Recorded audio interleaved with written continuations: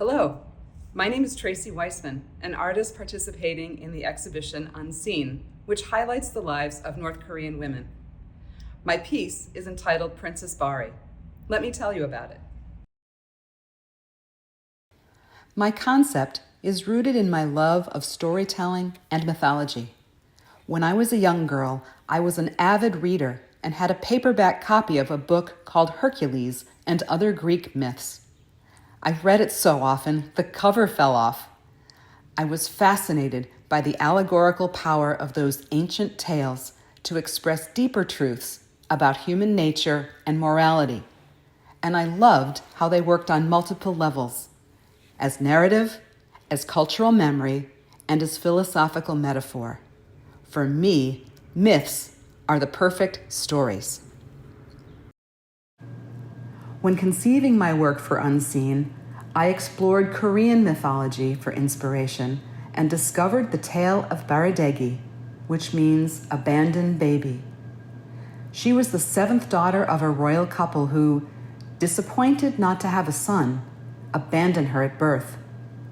Raised by a couple in a distant land, Princess Bari learns that her birth father is dying from a mysterious illness. Despite being cast off by her family, she descends into the underworld to retrieve the water of life that will cure her father. Like Hercules, Princess Bari survives a series of grueling trials, and she succeeds in her mission to cure her father. Ultimately, she becomes a goddess. Her story is one of exile, perseverance, and transformation, an origin myth of grief transmuted into power. My piece for Unseen, therefore, imagines North Korean women as Princess Bari, women who endure unimaginable horrors and transform through their suffering. In my piece, a female form becomes a reclamation of feminine worth and beauty, reminding us that endurance is its own kind of divinity. Like Princess Bari, the unseen women of North Korea have disappeared in a sense, but their stories hold the power to indict, inspire, and heal. The primary decorative material in Princess Bari is a huge collection of vintage silk millinery flowers from France. I've been collecting them for years. They're quite special to me, and I wanted to wait until I had a powerful work in mind before using them. The flowers were made to decorate women's hats in the early 20th century, but sadly, that never happened. Instead, they languished in boxes for decades, many with their handwritten price tags still attached. But these fragile, crushed, and faded objects, unseen until now, are still immensely beautiful, and when they come together to adorn a female form, become even more so. Therefore, my materials connect to the unseen women of North Korea in three ways. First, they remind us it's wrong to assume that fragility implies a lack of strength. Second, it's never too late to achieve a life of dignity and purpose.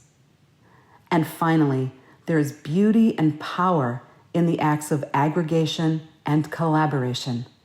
Together, the many can achieve so much more than the few. Reclaiming discarded or forgotten objects like these flowers is fundamental to my art practice, which, like my love of myths, also comes from childhood. I developed a love of thrifting and antiquing from my mom. She and I would go to resale and antique stores and hunt around for bargains. It took patience and an imaginative eye to find things, and I remember feeling triumphant when we found a treasure or two.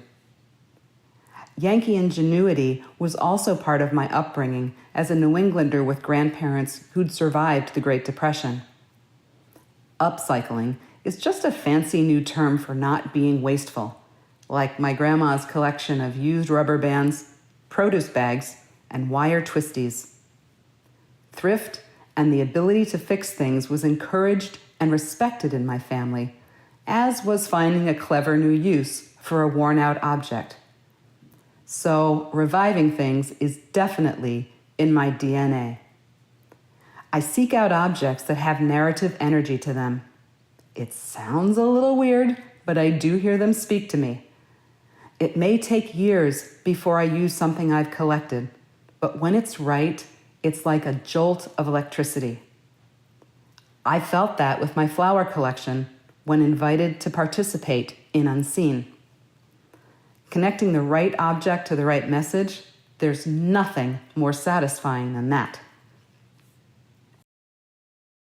Working with these flowers is emotionally and technically challenging. On the emotional side, I'm conscious of being the first person to handle them in nearly 100 years. This must be done with a reverent spirit, as if welcoming an elder I haven't seen for a very long time, and commenting not on her appearance, but on the joy of our reunion. The flower's fragility means they must be handled with great care. While I have the skill to freshen them up, that would be like telling Grandma she needs Botox. Instead, I embrace the creases and wrinkles that tell the stories of her life. As I'm making this video, I'm still working out the technicalities of covering my mannequin with the flowers. I need to find a solution that both protects the fragile material and creates a piece that's durable enough to ship and display.